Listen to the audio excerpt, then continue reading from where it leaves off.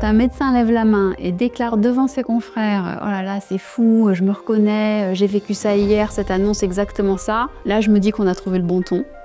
Et quand à la fin de la soirée, les médecins repartent et me disent « Merci, c'est hyper utile ce que vous faites, quand est-ce qu'a lieu la prochaine soirée ?» je me dis qu'on est à notre place.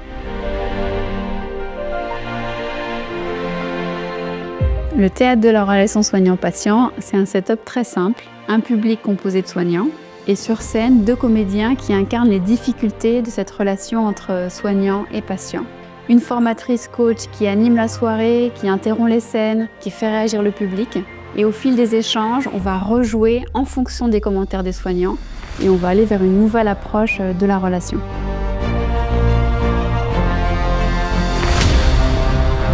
Si les soignants se déplacent et remplissent nos salles, c'est précisément parce qu'on réussit à aborder leurs vraies préoccupations. Par exemple, comment vais-je convaincre ce patient de passer à un traitement injectable alors qu'il a peur et que j'ai très peu de temps pour le convaincre?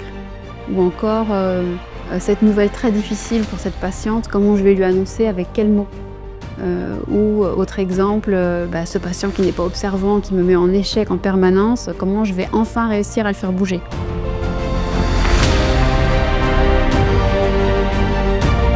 Alors notre mission, c'est de rendre la relation soignant-patient plus vraie, plus juste, plus harmonieuse et finalement de cette manière rendre la consultation médicale plus efficiente. Donc le vrai gagnant de ce théâtre, c'est le patient. Et c'est totalement aligné avec la mission du laboratoire qui nous accompagne sur ce projet.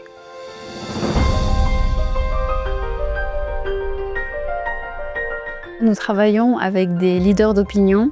Nous allons identifier avec eux les vraies problématiques de la relation soignant-patient dans leur spécialité.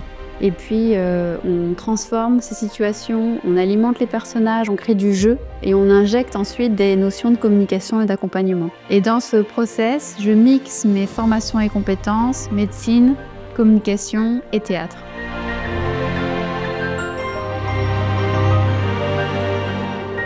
Le théâtre de la relation soignant-patient, ça se joue en RP pour des tournées sectorielles ou régionales, possiblement en sympo aussi quand on veut vraiment faire la différence, et pourquoi pas en séminaire.